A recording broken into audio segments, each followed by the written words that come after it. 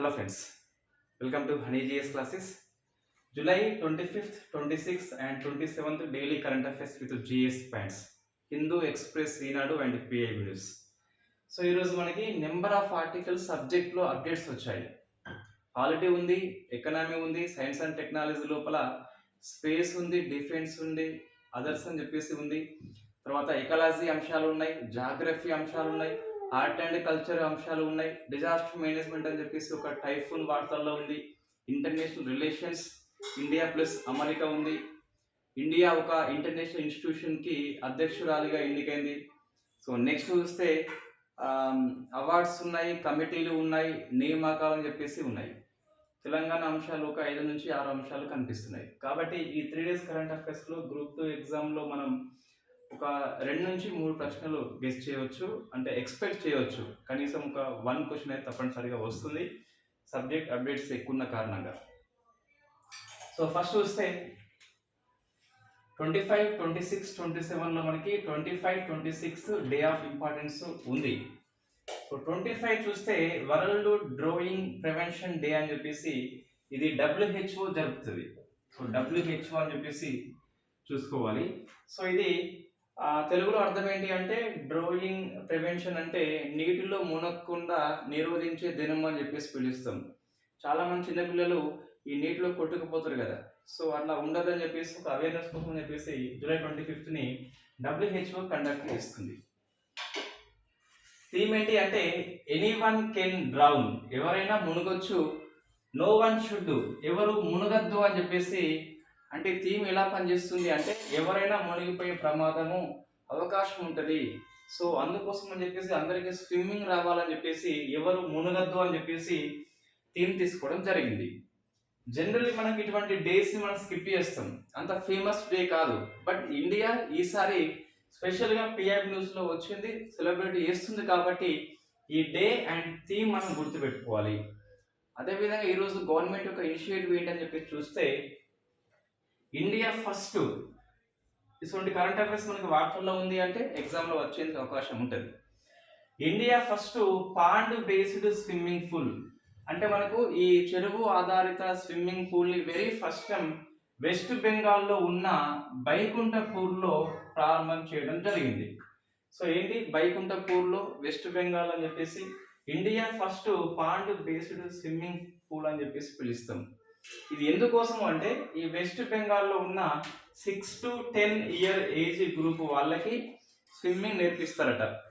వాళ్ళు అనుకోకుండా ప్రమాదవశాత్తు నదిలో పడిపోయినప్పటికీ, చెరువులో పడిపోయినప్పటికీ వాళ్ళకి స్విమ్మింగ్ వస్తే బతికేందుకు అవకాశం ఉంటుంది. కాబట్టి స్విమ్మింగ్ ట్రైనింగ్ కోసం అని చెప్పేసి వెరీ ఫస్ట్ టైం భారతదేశం లోపల పాండ్ బేస్డ్ స్విమ్మింగ్ పూల్ని బైకుంఠపూర్లో మనం ఓపెన్ చేసుకోవడం జరిగింది.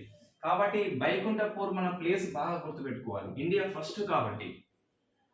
Next July 26 very famous Kargil Vijay Diwas అని చెప్పేసి పిలుస్తాం. 1999లో ఆపరేషన్ విజయ్ అని చెప్పేసి సో ఈ ఇండియా సైన్యం చేపట్టిన ఆపరేషన్ సక్సెస్ఫుల్ అయిపోతుంది. మనకి ఆపరేషన్ సర్ఫేస్ సాగర్ అని చెప్పేసి ఉంటుంది, ఆపరేషన్ తల్వార్ అని చెప్పేసి ఆర్మీ, ఈ ఎయిర్ ఫోర్స్ అండ్ నేవీ మూడు ఆపరేషన్ కండక్ట్ చేస్తాయి. విజయం సాధించడం కాబట్టి జూలై 26 మనకి కార్గిల్ విజయ్ దివస్ జరుపుకుంటున్నాము. సో 99 కాబట్టి 25th ఇయర్ కాబట్టి మనకు సో రజత్ జయంతి వర్ష అని చెప్పేసి వేడుకల పేరు. 25 years కాబట్టి రజత్ జయంతి వర్ష అని చెప్పేసి పిలుస్తున్నాం. సో సంబరాలు మనకి కార్గిల్లో ఉన్న ద్రాస్ సెక్టార్లో ప్రారంభం చేయడం జరిగింది. అయితే గవర్నమెంట్ యొక్క ఇనిషియేటివ్ చూస్తే మనకి ఒకటే కనిపించిందండి. సో ఏంటి అంటే తొలిసారిగా ఆల్ ఉమెన్ డ్రిల్ టీమ్ అని చెప్పేసి 29 మంది అగ్నివీర్ వాయు మహిళలు, అంటే ఇండియన్ ఎయిర్ ఫోర్స్ లో ఉన్న అగ్నివీర్ మహిళలు ఎవరైతే ఉన్నారో సో వాళ్ళు 29 మెంబర్స్ ఒక డ్రిల్ ని కండక్ట్ చేయడం జరిగింది ఇండియా గేట్ కాంప్లెక్స్ దగ్గర. ఇది first ever all women drill team అని చెప్పేసి పిలుస్తాం. అయితే నేను చాలా సెర్చ్ చేసిన ఈ నాయకత్వము ఎవరని చెప్పేసి, బట్ మనకి దొరకలేదు. మీరు సెర్చ్ చేయండి, కనిపిస్తే కామెంట్ చేయండి, నేను నోట్స్లో యాడ్ చేస్తాను. అంటే ఈ ఫస్ట్ ఎవర్ ఉమెన్ డ్రిల్ టీమ్కి నాయకత్వం ఎవరని చెప్పేసి కంపల్సరీ ఉంటారు, బట్ మనకి లభ్యం కాలేదు. నెక్స్ట్ 26 చూస్తే international day for conservation of the mangrove ecosystem అని చెప్పేసి మడ అడవుల వ్యవస్థకి రక్షణ అని చెప్పేసి పిలుస్తాం. మన థీమ్ లభ్యం కాలేదు. ఇన్ఫాక్ట్ మీరు ఒకసారి సెర్చ్ చేస్తే థీమ్ తెలిస్తే కామెంట్ చేయండి, నేను నోట్స్లో యాడ్ చేస్తాను. సో 25 అండ్ 26 అనేది వెరీ ఫేమస్ అండి. ఈ కార్గిల్ విజయ్ దివాస్ సందర్భంగా ఆల్ ఉమెన్ డ్రిల్ టీమ్ అని చెప్పేసి నాయకులు ఎవరని చెప్పేసి మనం పట్టుకోవాలి కంపల్సరీ. తర్వాత ఈ వరల్డ్ డ్రోయింగ్ ప్రివెన్షన్ డే అని చెప్పేసి థీమ్ గుర్తుపెట్టుకోవాలి. దాంతోపాటు ఇండియాలో మొట్టమొదటి పాండ్ బేస్డ్ స్విమ్మింగ్ పూల్ అని చెప్పేసి బైకుంఠపూర్ని గుర్తుపెట్టుకోవాలి. ఇవి డే ఆఫ్ ఇంపార్టెన్స్ అండి. సో నెక్స్ట్ మనకి పాలిటీ ఆర్టికల్స్ అని చెప్పేసి ఒక 3 మనకి వార్తల్లో ఉన్నాయి. సో ఫస్ట్ ఆర్టికల్, బెంగాల్లో ఎమ్మెల్యేకు ప్రమాణ స్వీకారం అని డిస్కస్ చేసినాం. అది డిస్ప్యూట్ అయి కూర్చున్నది. సో అది మరింతగా పెద్దగా అయిపోయింది.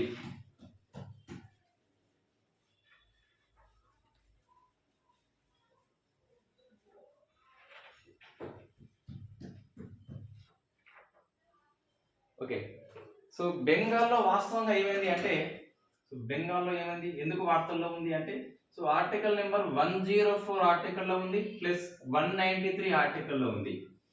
104, 193 ఆర్టికల్స్ ఏం చెప్తే డిస్కస్ చేద్దాం. ఈ 2 ఆర్టికల్స్ మనకైతే వార్తల్లో వచ్చినాయి. బెంగాల్లో మనకి మన ఉప ఎన్నికలు జరిగినాయి.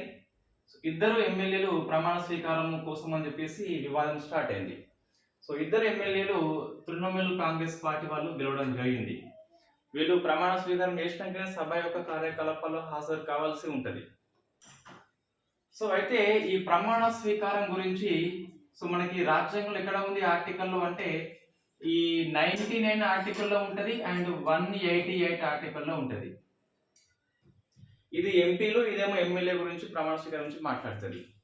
సో అయితే ప్రమాణ స్వీకారం ఎవరు చేయించాలి అంటే గవర్నర్ చేయించాలి ఎమ్మెల్యే చేత, లేదా గవర్నరు సూచించిన వ్యక్తి. సో గవర్నరు సూచించిన వ్యక్తి అని చెప్పి చూసుకోవాలి. అక్కడ చూస్తే రాష్ట్రపతి లేదా రాష్ట్రపతి సూచించిన వ్యక్తి, మోస్ట్లీ స్పీకర్స్ అయి ఉంటారు, లేదా డిప్యూటీ స్పీకర్ అయి ఉంటారు, లేదా ప్రోటోం స్పీకర్ అయి ఉంటారు.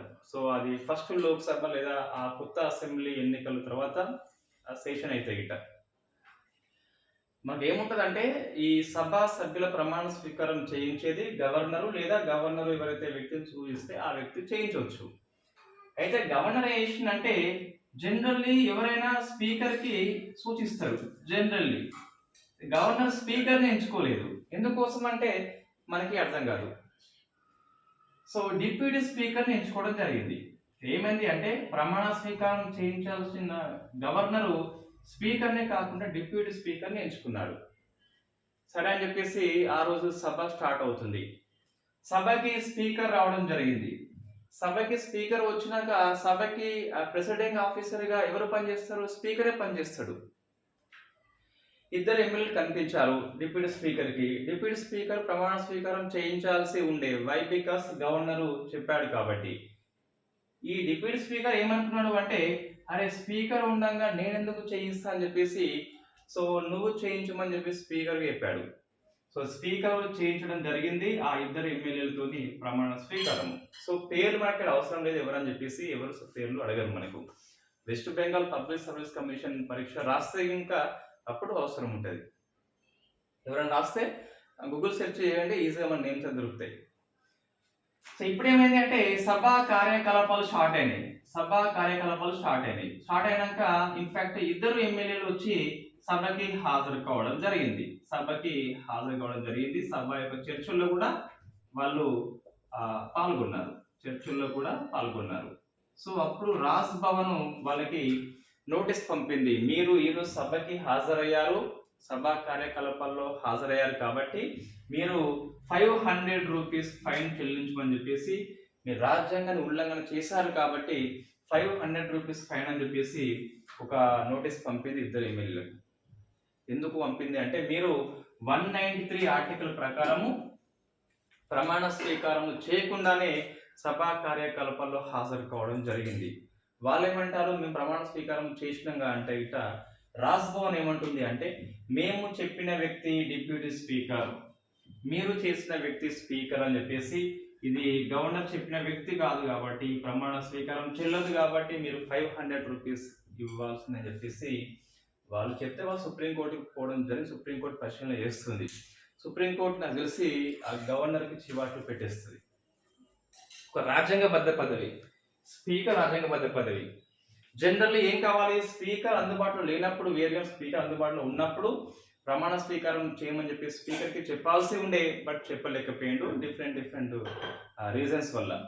సో ఇది మనకు మొత్తం మీద 193 అండ్ 104 ఆర్టికల్లో ఉంది. లోక్సభ సభ్యుడు ప్రమాణ స్వీకారం చేయకుండా సభకి హాజరైతే 104 ప్రకారం ఫైన్ విధిస్తే, అసెంబ్లీ సభ్యుడు 193 అని చెప్పి చూసుకోవాలి. సో ఇది మనకైతే వార్తల్లో ఉంది. బెంగాల్లో జరిగిన ఉదంతం దృష్ట్యా 104 అండ్ 193 ఆర్టికల్ అని చెప్పేసి బాగా గుర్తుపెట్టుకోవాలి. సుప్రీంకోర్టు యొక్క దృష్టికి పోయింది కాబట్టి ఆర్టికల్స్ వస్తే రావచ్చు. తర్వాత ఈ నీటి రద్దు అని చెప్పేసి పశ్చిమ బెంగాల్ అసెంబ్లీ తీర్మానం చేసిందండి, కాబట్టి మనకి వార్తల్లో ఉంది. ఇంతకుముందు చూస్తే నీటి రద్దు కోసం అని చెప్పేసి మొన్న కర్ణాటక క్యాబినెట్ ఆమోదించింది. సో రద్దు గురించి ఇప్పుడు మొన్న అంటే ఒక 3-4 డేస్ బ్యాకే కర్ణాటక వచ్చేసి ఆమోదించింది. ఇప్పుడేమో సో వెస్ట్ బెంగాల్ యొక్క అసెంబ్లీ తీర్మానం చేసింది నీటి రద్దు చేయమని చెప్పేసి.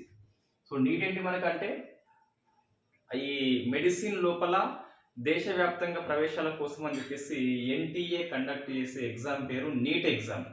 తమిళనాడు అసెంబ్లీ దీన్ని రద్దు చేయమని చెప్పేసి తీర్మానం చేసింది, బిల్లు కూడా ఆమోదించింది, కర్ణాటక క్యాబినెట్ ఆమోదించింది మొన్న. ఇప్పుడు వెస్ట్ బెంగాల్ అని చెప్పేసి గుర్తుపెట్టుకోవాలి. తర్వాత రైట్ టు షెల్టర్ గురించి మనకి వార్తల్లో వచ్చింది. సో రైట్ టు షెల్టర్, ఆశ్రయం పొందే హక్కు అని చెప్పేసి పిలుస్తాం.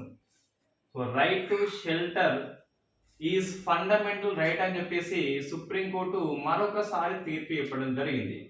సో సుప్రీంకోర్టు మరొకసారి తీర్పు చెప్పింది. వాస్తవంగా ఏమైంది అంటే మనకు ఉత్తరాఖండ్ లోపల హల్ద్వాని ప్రాంతం అని చెప్పేసి ఉంటుంది.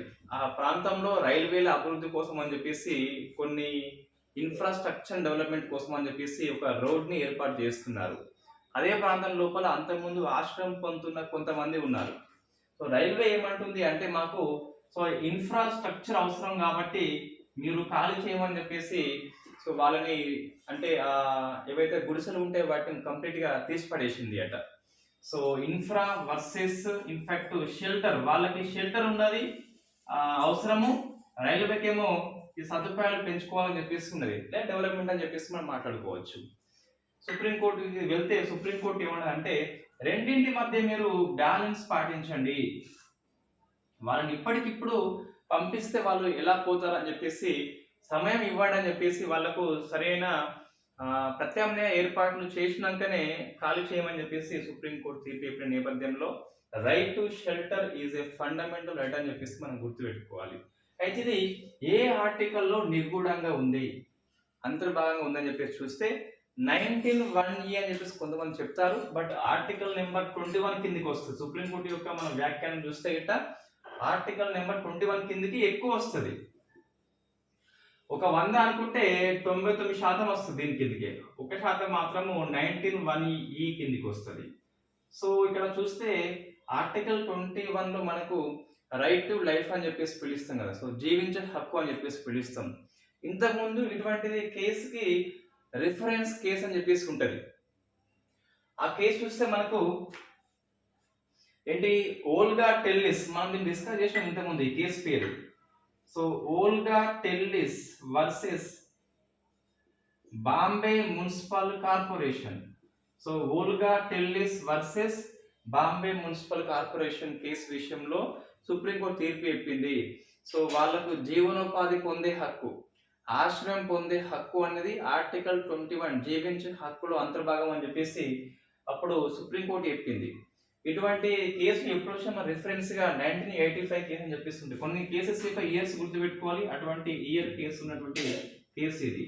So Olga Tellis versus BMC case supreme court చెప్పింది ఆశ్రయం పొందే హక్కు, రైట్ టు షెల్టర్ అని చెప్పేసి it is a part of the article 21 అని చెప్పేసి చెప్పింది. ఆర్టికల్ 19(1) ఏంటి, ఇది రైట్ టు షెల్టర్ గురించి కాదు, మన రైట్ టు రెసిడెన్స్ అని చెప్పేసి రైట్ టు సెటిల్మెంట్, మనం నివాసము ఏర్పాటు చేసుకోవచ్చు అని చెప్పేసి ఉంటుంది. ఆశ్రయం అనేది వేరు, వాళ్ళ గత్యంతరం లేక ఆశ్రయాన్ని పొందుతారు. నివాసం వచ్చేసి మనకి వేరే అని చెప్పేసి గుర్తుపెట్టుకోవాలి. So right to reside and settle in any part of the India అని చెప్పేసి 19(1) చెప్తుంది. ఎక్కడైనా నివాసం ఏర్పాటు చేసుకోవచ్చు, స్థిరంగా స్థిరపడవచ్చు అని చెప్పేసి. బట్ ఇక్కడ మనకు ఆశ్రయం పొందే హక్కు అని చెప్పేసి వేరే కనిపిస్తుంది. It is the part of the article number 21 అని చెప్పేసి చూసుకోవాలి. 19(1) కిందికి రాదు. నీకు భూమి కలిగి ఉండి ఇన్ఫాక్ట్ నివాసం నువ్వు ఏర్పాటు చేసుకుంటే అది 19(1) కిందికి వస్తుంది. ఆశ్రయాన్ని మనం జీవించే హక్కు ఇక్కడ ఉల్లంఘన కాబట్టి సో ఆర్టికల్ నెంబర్ 21 కిందకే రైట్ టు షెల్టర్స్ అని చెప్పేసి గుర్తుపెట్టుకోవాలి. ఓల్గా టెల్లిస్ అని చెప్పేసి వెరీ ఫేమస్ కేసు గుర్తుపెట్టుకోవాలి. సో నెక్స్ట్ చూస్తే ఇది మనం డిస్కస్ చేసిన ఆర్టికల్ సుప్రీంకోర్టు తీర్పు చెప్పిందండి. ఈ గనులు ఏవైతే ఉన్నాయో సో మైన్స్ లేదా ఈ ఖనిజ భూములు ఏవైతే ఉన్నాయో దాని మీద పన్ను విధించే అధికారము ఈ కేంద్రాల మీద రాష్ట్రం అని చెప్పి సుప్రీంకోర్టు తీర్పు స్పష్టంగా చెప్పింది. సో ఈ గనుల విషయంలో ఖనిజ భూముల విషయంలో పన్ను విధించే అధికారము స్టేట్ గవర్నమెంట్కి ఉందని చెప్పేసి స్పష్టంగా చెప్పడం జరిగింది. సో కేసు పేరు చూస్తే మనకు mineral area development authority. Case పేరు కొద్ది వారికి గుర్తుపెట్టుకోవాలి. So mineral area development authority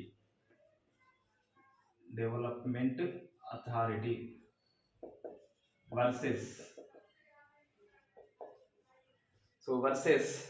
steel authority of India అని చెప్పేసి so very famous case. 9 member bench అండి ఇది. 9 మెంబర్ బెంచ్. ఇందులో 8:1 నిష్పత్తిలో తీర్పు వచ్చింది. అంటే సో 8 మంది మెజార్టీ అయితే ఒకరు మైనార్టీ కదా. ఆ ఒకరు ఎవరంటే బివి నాగరత్న అని చెప్పేసి గుర్తుపెట్టుకోవాలి. ఒకరే కాబట్టి ఈ పేరు కంపల్సరీ గుర్తుపెట్టుకోవాలి. మనకు భారతదేశంలో మొట్టమొదటి మహిళా సుప్రీంకోర్టు ప్రధాన న్యాయమూర్తిగా రికార్డు సృష్టించబోతుంది మన కర్ణాటక బివి నాగరత్న అని చెప్పేసి 27 ఇయర్లో. రైట్, ఇది కేసు పేరు. ఈ కేసు యొక్క సారాంశం ఏంటి మనం సింపుల్ చెప్పాలి అంటే ఈ గనులు కావచ్చు లేదా ఖనిజ భూములు కావచ్చు వీటి విషయంలో పన్నులు విధించే అధికారము కంప్లీట్ గా రాష్ట్రానికే ఉన్నది. సో విధించే అధికారము రాష్ట్రానికి ఉన్నదని చెప్పేసి సుప్రీంకోర్టు స్పష్టంగా చెప్పింది. సో మనకి ఆల్రెడీ అధికారాల విభజన అని చెప్పేసి ఉంటుంది. అందులో స్టేట్ లిస్ట్ లోపల లిస్ట్ నెంబర్ 50 అని చెప్పేసి ఉంటుంది. ఈ 50 ప్రకారం చూసుకున్నా కూడా ఈ గనుల విషయంలో ఖనిజ భూముల విషయంలో పన్ను విధించే అధికారము రాష్ట్రానికి అని చెప్పేసి మనకి ఈ ఇక్కడ రాష్ట్ర జాబితా లోపల 50 నెంబర్ అని చెప్పేసి చెప్తుంది. అయితే మనకు యూనియన్ లిస్ట్ లోపల సెంట్రల్ లిస్ట్ లోపల చూస్తే 54 ఎంట్రీ ఉంటుంది కదా. ఈ 54 ఎంట్రీ ఏమంటుంది అంటే ఈ గనుల విషయంలో ఖనిజ భూముల విషయంలో నియంత్రణ అధికారం పార్లమెంటుకు ఉంటుంది. సుప్రీంకోర్టు దాన్ని సమర్థించింది, ఖండించలేదు. నువ్వు పన్నులు విధించే అధికారము రాష్ట్రానికి ఉంది కానీ ఈ పన్నుల యొక్క విధానం ద్వారా ఈ గనుల యొక్క అభివృద్ధి కనుక కుంటుపడితే అప్పుడు నియంత్రించే అధికారము పార్లమెంటుకు ఉంది అని చెప్పి సుప్రీంకోర్టు చెప్పింది. సో మనకు కన్ఫ్యూజ్ కావద్దు, ఇక్కడ పన్నుల విధింపు అధికారం రాష్ట్రానికి ఉన్నది. ఇంకేమన్నదంటే రాయల్టీ అనేది పన్ను కాదని చెప్పేసి చెప్పింది. So royalty is not equal to tax అని చెప్పేసి చెప్పింది. సో రాయల్టీ అంటే ఇక్కడ క్విడ్ ప్రోకో అని చెప్పేసి ఉంటుంది. నువ్వు గనులని లీజుకు తీసుకున్నప్పుడు ఆ యజమానికి చెల్లించే దాన్ని రాయల్టీ అంటాము. సో ట్యాక్స్ అనేది క్విడ్ ప్రోకో ఉండదు. ఇప్పుడు ఎంప్లాయీ ట్యాక్స్ చెల్లిస్తాడు, ఏమి ఆశించడు, చట్టబద్ధంగా పన్ను చెల్లించాల్సిందే. ఇది క్విడ్ ప్రోకో ఉంటుంది. సో ఉండదు ఇక్కడ. అంటే నువ్వు పన్ను చెల్లిస్తావు, నీకు ఇక ప్రతిఫలంగా ఏమీ రాదు నీకు. రాయల్టీ అంటే అట్లా కాదు. సో నువ్వు గనులు వేలపాట వేసినాయి కాబట్టి నీకు వాళ్ళు రాయల్టీ ఇవ్వడం జరిగింది. సో క్విడ్ ప్రోకో ఉంటుంది, నీ గనులు ఇస్తాము నాకు డబ్బు ఇవ్వన్నట్టు. So royalty is not equal to tax అని చెప్పి సుప్రీంకోర్టు మరొకసారి చెప్పింది. రైట్, ఇది ఆ సారాంశం అండి. మనకు పార్లమెంటుకు నియంత్రించే అధికారం ఉన్నది కానీ పన్నుల విధించే అధికారం సుప్రీంకోర్టు అనేది ఏమన్నది అంటే రాష్ట్రానికి అని చెప్పేసి చెప్పడం జరిగింది. ఇంతకుముందు కేసు మనకు ఇండియా సిమెంట్స్ అని చెప్పేస్తున్నది. సో 1989 కేసు అండి ఇది. India cements limited versus Tamil Nadu. India cements limited versus Tamil Nadu కేసులో సుప్రీంకోర్టు ఏమన్నదంటే సో వర్సెస్ తమిళనాడు కేసులో సో పన్ను విధింపు అధికారము రాష్ట్రానికి కాదు కేంద్రం అని చెప్పి చెప్పింది. ఇన్ఫాక్ట్ దాన్ని రివర్స్ చేస్తూ సుప్రీంకోర్టు ఈ mineral development authority versus SA అని చెప్పేసి దీన్ని రివర్స్ చేసి చెప్పడం జరిగింది. అంతిమంగా ఏం గుర్తుపెట్టుకోవాలి, కేసు పేరు గుర్తుపెట్టుకోవాలని చెప్పి చూసుకోవాలి. ఇంకోటి మనకు ఇది ఎంఎండిఆర్ఏ అని చెప్పి చట్టం ఉంటుంది. ఎంఎండిఆర్ఏ అని చెప్పేసి ఉంటుంది, అంటే 58 చట్టం ఇది. ఇది minerals and mines development and regulation act ప్రకారం కూడా పార్లమెంట్కి నియంత్రణ అధికారం ఉంటుంది. సో మళ్ళీ గుర్తుపెట్టుకోవాలి, రెగ్యులేట్ డెవలప్మెంట్ అనేది పార్లమెంట్ కింది, ఇన్ఫాక్ట్ సెంట్రల్ గవర్నమెంట్ కిందికి వస్తుంది, పార్లమెంట్కి కిందికి వస్తుంది. పన్ను విధింపు మాత్రం రాష్ట్రం అని చెప్పేసి గుర్తుపెట్టుకోవాలి. ఆ ట్యాక్స్ పాలసీ ఏదైతే ఉందో ఈ మైన్స్ యొక్క డెవలప్మెంట్ని ఆపద్దు, అట్లా ఆపినప్పుడు మళ్ళీ పార్లమెంట్ నియంత్రణ చేయవచ్చు. సో అది మనకి సూపర్వైజింగ్ పవర్ ఐజ్ అండ్ టుడే పార్లమెంట్కు ఉంటుంది, అది గుర్తుపెట్టుకోవాలి. రెగ్యులేటింగ్ పవర్ కూడా పార్లమెంట్కే ఉంటుంది. మన పేపర్లో హెడ్డింగ్ చూస్తే మొత్తం స్టేట్ గవర్నమెంట్ అని చెప్పేసి ఇవ్వడం జరిగింది, బట్ అది కాదని చెప్పేసి చూసుకోవాలి. ఇది వెరీ ఫేమస్ కేసు అండి. కనీస అభివృద్ధి కనుక ఆటంకం వచ్చినట్లయితే పార్లమెంట్ జోక్యం చేసుకోవచ్చు. ఇది వెరీ ఫేమస్ కేసు అని చెప్పేసి చూసుకోవాలి. నెక్స్ట్ ఇవన్నీ పాలిటీ అప్డేట్స్ అండి. ఏమున్నాయి మనకు, రైట్ టు ఏది సెటిల్మెంట్ అని చెప్పేసి, రైట్ టు షెల్టర్ అని చెప్పేసి ఉన్నది. నెక్స్ట్ ఏమున్నది, పశ్చిమ బెంగాల్లో ఎమ్మెల్యేల కేసు దృష్టి విషయంలో 104, 193 ఆర్టికల్ వార్తల్లో ఉంది. నెక్స్ట్ వచ్చేసి ఈ ఖనిజాల విషయంలో కావచ్చు లేదా గనుల విషయంలో కావచ్చు ట్యాక్స్ ఇంపోజ్ చేసే అధికారం ఎవరిదని చెప్పేసి mineral area development authority versus steel India అని చెప్పేసి సుప్రీంకోర్టు స్పష్టంగా తీర్పు చెప్పి ఉన్నది. సో నెక్స్ట్ ఎకనామీలో ఒక అప్డేట్ వచ్చింది. సో అది prompt corrective action. So corrective action ఇది మనం ఇంతకు డిస్కస్ చేసినామండి. ఎప్పుడు అంటే అక్టోబర్ మాసం నవంబర్ మాసంలో డిస్కస్ చేసి ఉన్నాము. నాన్ బ్యాంకింగ్ ఫైనాన్స్ కార్పొరేషన్స్ కూడా ఎన్బిఎఫ్సి కూడా ఈ ఆర్బిఐ యొక్క ప్రాంప్ట్ కరెక్టివ్ యాక్షన్ కిందికి తీసుకురావడం జరిగింది, మనం ఇంతకు డిస్కస్ చేసిన ఆర్టికల్. సో ఇప్పుడు ఏంటి అంటే ఈ ప్రాంప్ట్ కరెక్టివ్ యాక్షన్ కిందికి అర్బన్ కోఆపరేటివ్ బ్యాంక్స్ అని చెప్పేసి, అంటే మనకు ఈ నగరాల్లో ఉండే సహకార బ్యాంకులను కూడా ఎప్పటి నుంచి తీసుకొస్తుంది అంటే ఆర్బిఐ 1 ఏప్రిల్ 2025 నుంచి తీసుకొస్తుందట. సో ఇది ఎన్బిఎఫ్సి అని చెప్పేసి మనకు ఎప్పటి నుంచి అమల్లోకి వస్తుంది అంటే ఇప్పటి 1 అక్టోబర్ నుంచి అమల్లోకి వస్తుంది. 1 అక్టోబర్ నుంచి అమల్లోకి వస్తుంది. సో మనం అక్టోబర్ మాసంలో డిస్కస్ చేసినాం 23rd ఇయర్లో, 1 ఇయర్ ముందే ఇది డిసైడ్ చేయడం జరిగింది. సో ఇప్పుడు ఏంటి, మనం 2 డేట్స్ గుర్తుపెట్టుకోవాలి, 2 అప్డేట్స్ గుర్తుపెట్టుకోవాలి ఎకనామీ లోపల. ప్రాంప్ట్ కరెక్టివ్ యాక్షన్ అనేది ఎన్బిఎఫ్సి కూడా వర్తింపజేస్తున్నామని చెప్పేసి ఆర్బిఐ అక్టోబర్ మాసంలో చెప్పింది 24 ఇయర్ నుంచి. నెక్స్ట్ ఇప్పుడు ఏమైందంటే ఏప్రిల్ 2025 ఫస్ట్ నుంచి చూస్తే అర్బన్ కోఆపరేటివ్ బ్యాంకులకు కూడా వర్తింపజేస్తామట. ఇది క్లియర్ మనకి fact questions. What is the prompt corrective action అని చెప్పి చూస్తే, ప్రాంప్ట్ కరెక్టివ్ యాక్షన్ అని చెప్పి సత్వర దిద్దుబాటు చర్య అని చెప్పేసి పిలుస్తాం. తెలుగులో ఏమంటామంటే సో సత్వర దిద్దుబాటు చర్యలు. సో ఇది ఏంటి మనకు అంటే 2002 ప్రాంతం లోపల అప్పటి ఆర్బిఐ గవర్నర్ మనకి బిమల్ జలాన్ అని చెప్పేస్తుంది. ఈ బిమల్ జలాన్ యొక్క ఇనిషియేటివే ఈ ప్రాంప్ట్ కరెక్టివ్ యాక్షన్. ఎప్పుడైతే ఈ బ్యాంక్స్ కనుక సో ఈ ఫైనాన్షియల్ గా వీక్ గా తయారవుతాయో, బలహీనంగా తయారవుతాయో, అప్పుడు ఈ ప్రాంప్ట్ కరెక్టివ్ యాక్షన్ లిస్ట్ అని చెప్పేసి లిస్ట్ లోపల పొందుపరుస్తారు. అలా పొందుపరిస్తే ఆ బ్యాంకు పట్ల ఆర్బిఐ సూపర్వైజింగ్ పవర్ చాలా ఎక్కువ ఉంటుంది. మళ్ళీ ఫైనాన్షియల్ గా స్ట్రాంగ్ అయ్యేంత వరకు కూడా ఆ లిస్ట్ లోనే పెడతారు. ఒకవేళ ఒక బ్యాంకు కనుక ప్రాంప్ట్ కరెక్టివ్ యాక్షన్ లో ఉంది అంటే మనకు సో బ్యాంకు ఫైనాన్షియల్ గా వీక్ ఉన్నట్టుగా మనం భావిస్తాము. అప్పుడు బ్యాంక్ కొన్ని ఇది యాక్షన్ తీసుకోవాలి మరింత మెరుగైన బ్యాంకింగ్ కోసం అని చెప్పేసి. సో మొత్తం మీద ఎందుకు పనికి వస్తుంది అంటే ఒక బ్యాంకు కావచ్చు, నాన్ బ్యాంక్ కావచ్చు, అర్బన్ కోఆపరేటివ్ బ్యాంక్ కావచ్చు, ఇవన్నీ కూడా నష్టాల్లోకి పోతున్నట్టుగా ఆర్బిఐ భావిస్తే అప్పుడు ఈ పీసీఏ కిందకి పెడుతుంది. అట్లా పెడితే అవి జాగ్రత్త పడాలని చెప్పేసి దిద్దుబాటు చేయాలని చెప్పేసి చెప్పినట్టుగా మనం అర్థం చేసుకోవాలి.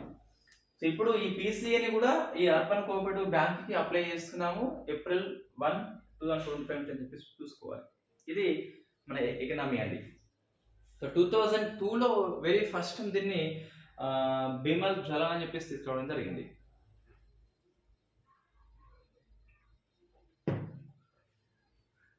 నెక్స్ట్ మనకు స్పేస్ ఒక 3 ఆర్టికల్స్ వార్తల్లో ఉన్నాయి.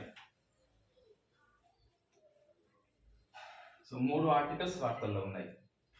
ఫస్ట్ది చాంగే 5 అని చెప్పేసి పిలుస్తుంది. సో చాంగే 5 మనకి ఇంతకుముందు చాంగే 6, చాంగే 4 రెండు వచ్చినాయి, చాంగే 5 రాలేదు. ఇప్పుడు ఎందుకు వార్తల్లో వచ్చింది అంటే చాంగే 5 అనేది ఇంతకుముందు ఎప్పుడో చైనా ప్రయోగించింది, లాంగ్ మార్చ్ 5B ద్వారా ప్రయోగించింది. సో లాంగ్ మార్చ్ 5B ద్వారా ప్రయోగించింది. ఎప్పుడో మొత్తం మీద కొన్ని శాంపుల్స్ తీసుకొచ్చింది. ఇప్పుడు ఆ శాంపుల్ లోపల H2O జాడని అంటే నీటి జాడని గుర్తించారు కాబట్టి మనకి వార్తల్లో వచ్చింది. మనకు వెరీ ఫస్ట్ టైం ఏం కాదు, అంతకుముందు H2O జాడ మన చంద్రయాన్ 1 కూడా గుర్తించింది, నాసా యొక్క ప్రయోగం గుర్తించింది. ఇప్పుడు ఎందుకు వార్తల్లో వచ్చింది అంటే మరొకసారి కాబట్టి ఇటీవల చంద్రుని మీద నీటి జాడ ఆవిష్కరణ ఎవరు అంటే చాంగే 5 అని చెప్పేసి గుర్తుపెట్టుకోవాలి. It is the first China యొక్క శాంపుల్ రిటర్న్ మూన్ మిషన్ అని చెప్పేసి పిలుస్తాం. మరి చాంగే 6 ఏంటి అంటే చంద్రుని యొక్క అవతల వైపు శాంపుల్ ని తీసుకొచ్చిన ఫస్ట్ మిషన్. అది అవతల వైపు, ఇదేమో మనకు తెలిసిన వైపు అని చెప్పేసి చెప్పొచ్చు.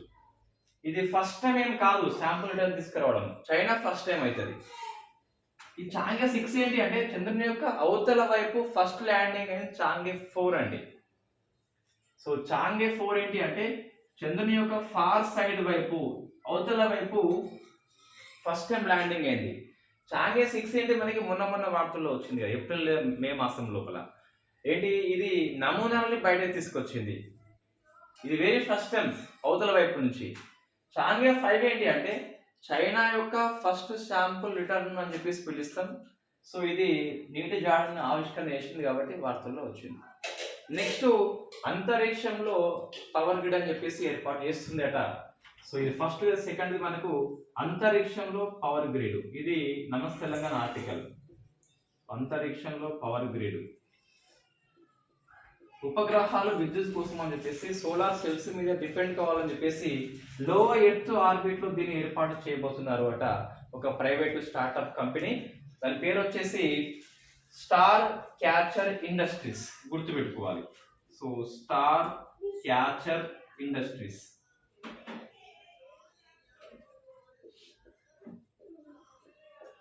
ఏంటి అంటే సో అంతరిక్షంలో very first time solar cells ఉపయోగించి ఎలక్ట్రిక్ ను జనరేట్ చేస్తున్నారు.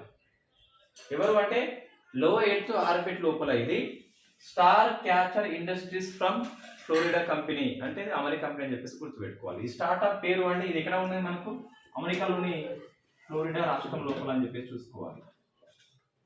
థర్డ్ చూస్తే మనకు ఇది మ్యాగ్నెటో ఫజిల్స్ వార్తల్లో ఉన్నాయి. సో మ్యాగ్నెటో ఫజిల్స్ ఇవి మనకు ఇన్ఫాక్ట్ లడఖ్ లో గుర్తించారు. సో లడఖ్ లో మనకు వీటిని గుర్తించారు. ఇవి మ్యాగ్నెటో టాక్టిక్ బ్యాక్టీరియా ద్వారా ఉత్పత్తి చేయబడ్డాయట. సో మ్యాగ్నెటో టాక్టిక్ బ్యాక్టీరియా పేరండి. సో ఇది ఉత్పత్తి చేసిన ఫజిల్స్ శిలాజం పేరు మ్యాగ్నెటో అని చెప్పేసి పిలుస్తున్నాం. ఇవి లడఖ్ లో గుర్తించారు. ఈ గుర్తింపు యొక్క ఉపయోగం ఏంటి అంటే ఈ ఫజిల్స్ దగ్గర అంగారకుడి యొక్క వాతావరణం ఎలా ఉంటుందో సేమ్ అదే విధంగా ఉంది అట. ఉపయోగం ఏంటి అంటే అంగారకుడి యొక్క జీవన పరిస్థితి ఎలా ఉంటుందని చెప్పేసి ఇక్కడే ఉండి మనం అధ్యయనం చేయవచ్చు. కాబట్టి లడఖ్లో ఉన్న రాక్ వార్నిష్ పొరల్లో తొలిసారిగా ఈ మ్యాగ్నెటో టాక్సిక్ యొక్క ఉత్పత్తి చేసిన మ్యాగ్నెటో ఫజిల్స్ ని వాళ్ళు ఐడెంటిఫై చేయడం జరిగింది. ఉపయోగం ఏంటి అంటే అంగారకుడు మార్స్ యొక్క ఉపగ్రహం ఏదైతే ఉందో సో మార్స్ యొక్క వాతావరణాన్ని ఇక్కడ క్రియేట్ చేయవచ్చు మనము, సేమ్ అది పోలి ఉంది కాబట్టి ఇది గుర్తుపెట్టుకోవాలి. So magneto puzzles first time identified in Ladakh అని చెప్పేసి గుర్తుపెట్టుకోవాలి. ఈ ఫజిల్స్ ఎలా ఏర్పడ్డాయి అంటే మనకు ఫజిల్స్ మొత్తం మీద ఈ మ్యాగ్నెటోటాక్సిక్ అని చెప్పేసి బ్యాక్టీరియా ఉంటుంది, అది ఉత్పత్తి చేయబడినటువంటి ఫజిలే అలా పిలుస్తాం మనం. రైట్. నెక్స్ట్ డిఫెన్స్ ఆర్టికల్స్ ఒక 1 2 3 4 5 ఆర్టికల్స్ ఉన్నాయి. 5 ఆర్టికల్స్ కూడా very very important articles. Space లో మొత్తం 3 ఉన్నాయి. చాంగే 5 ఎందుకు వార్తల్లో వచ్చింది అంటే నీటి జాడ ఆవిష్కరణ కాబట్టి. అంతరిక్షంలో పవర్ గ్రిడ్ ని very first time star catcher industries వాళ్ళు ఏర్పాటు చేస్తున్నారు లో ఎర్త్ ఆర్బిట్ లోపల. లడఖ్లో మనకి మ్యాగ్నెటో ఫజిల్స్ ని వెరీ ఫస్ట్ టైం గుర్తించారు. ఈ ఫజిల్స్ కారణమైన బ్యాక్టీరియా పేరు మనకి మ్యాగ్నెటోటాక్సిక్ అని చెప్పేసి పిలుస్తాం. అంగారకుడి యొక్క జీవన పరిస్థితి ఇక్కడ కనిపిస్తుంది అట. రైట్. నెక్స్ట్ డిఫెన్స్ ఆర్టికల్స్ చూద్దాం. So defence articles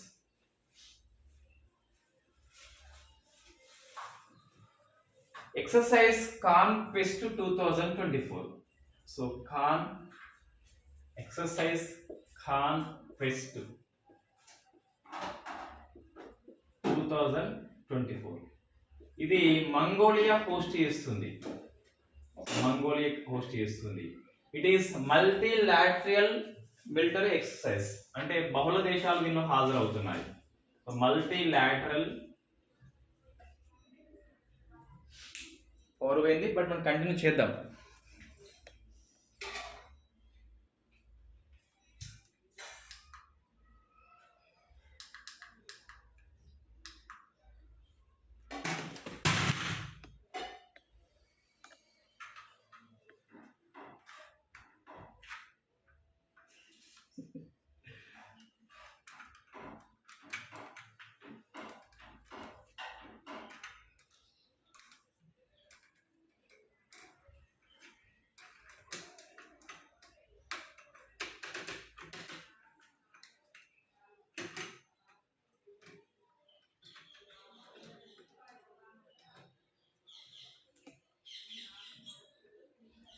okay right. ఇది కాన్క్వెస్ట్ కనిపిస్తుందా, మంగోలియా అని చెప్పేసి మల్టీలాటరల్ మిలిటరీ ఎక్స్ అని చెప్పేసి పిలుస్తాం.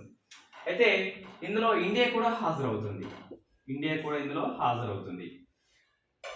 ఇక్కడ చూస్తే మంగోలియా మనకి లాస్ట్ మంత్ లేదా అంతకుముందు మంత్ కావచ్చు, మంగోలియా ప్లస్ ఇండియా మధ్య ఇదేమో బైలాటరల్ ఆర్మీ ఎక్సర్సైజ్ అనేది జరిగింది.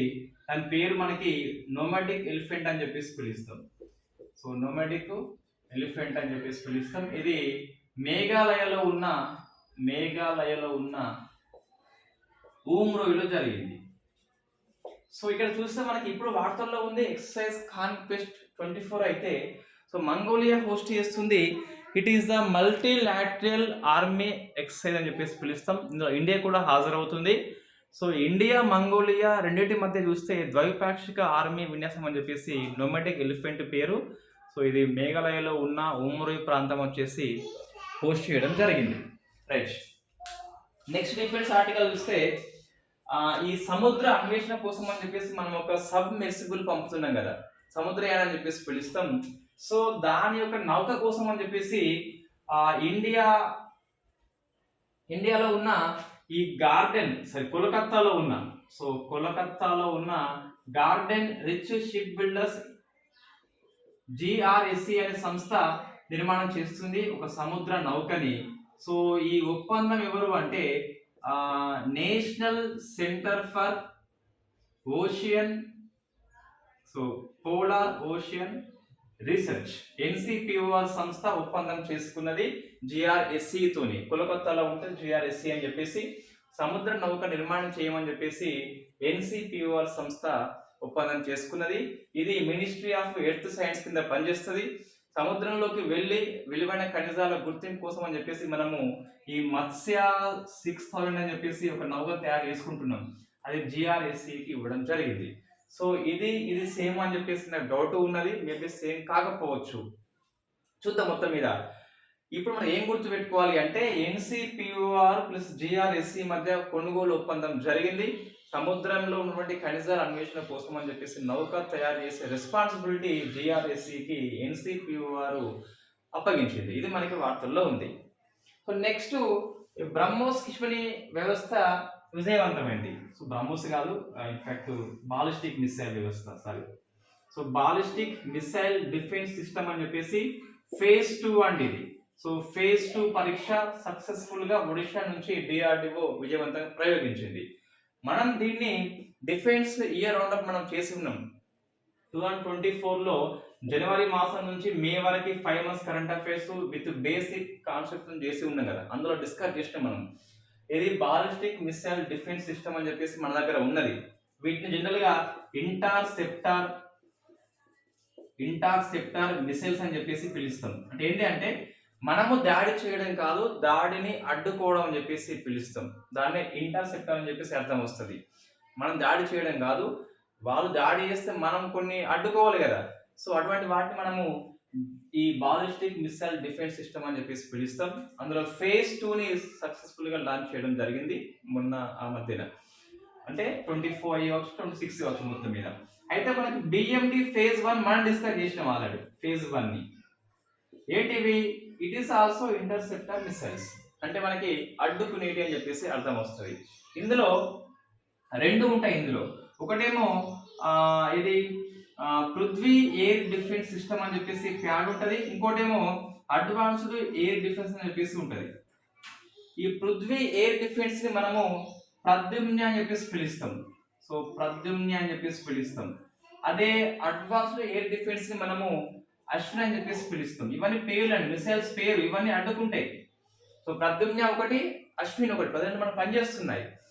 ఈ ప్రద్యుమ్న వచ్చేసి మనకు 80 km ఎత్తు వరకు రక్షిస్తుంది. ఇదేమో 30 km అని చెప్పేసి పిలుస్తాం. అయితే ఈ మిసైల్స్ ఏంటి అంటే 2000 కిలోమీటర్స్ యొక్క పరిధి ఉన్న మిసైల్స్ మాత్రం అడ్డుకుంటాయి. ఇప్పుడు బిఎండి phase 2 లోపల లక్ష్యం ఏంటి అంటే 5000 km పరిధి వరకు ఉన్న మిసైల్స్ కూడా అడ్డుకుంటాయట. ఇట్లా అడ్డుకోవడం వేరు, ఇట్లా ఎత్తు వేరు. మనకు ఎత్తు పరంగా వస్తే ప్యాడ్ వచ్చేసి ప్రద్యుమ్న వచ్చేసి 80 km ఉంటే అశ్విన్ వచ్చేసి 30 km ఉన్నది. ఇది మనం డిస్కస్ చేసినామండి phase 1 లోపల ఉన్నటువంటి ఇవి బాలిస్టిక్ మిసైల్ డిఫెన్స్ సిస్టమ్ అని చెప్పేసి పిలుస్తాం. phase 2లో మనకు ఇన్ఫాక్ట్ ఇంకా మనం దీనికి మిసైల్ పేరు పెట్టుకోలే కానీ 5000 km పరిధి ఉన్న బాలిస్టిక్ మిసైల్ కూడా అడ్డుకుంటుందట. ప్రద్యుమ్న అశ్విన్ యొక్క పరిధి ఎంత? 2000 km పరిధి ఉన్న బాలిస్టిక్ మిసైల్ మాత్రమే అడ్డుకుంటాయి. సో మనం ఈ డిస్కస్ చేసిన వాటికి పెద్దగా మళ్ళీ అవసరం లేదు. సో నెక్స్ట్ ఐఎన్ఎస్ ట్రిపుట్ అని చెప్పేసి వార్తల్లో ఉంది. సో నెక్స్ట్ చూస్తే ఐఎన్ఎస్ ట్రిపుట్.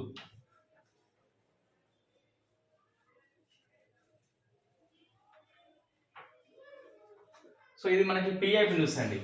ఐఎన్ఎస్ ట్రిపుట్ ఇది తల్వార్ క్లాస్ యొక్క అడ్వాన్స్డ్ క్లాసెస్. మనకి తల్వార్ క్లాస్ ఏంటి అంటే ఇది ఒక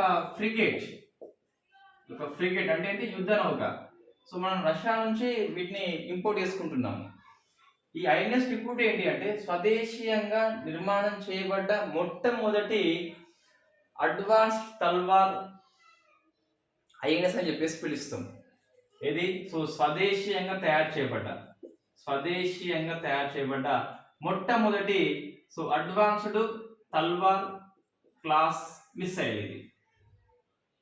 సో నేవీ షిప్, ఇది నేవీ షిప్ అని చెప్పేసి పిలుస్తాం.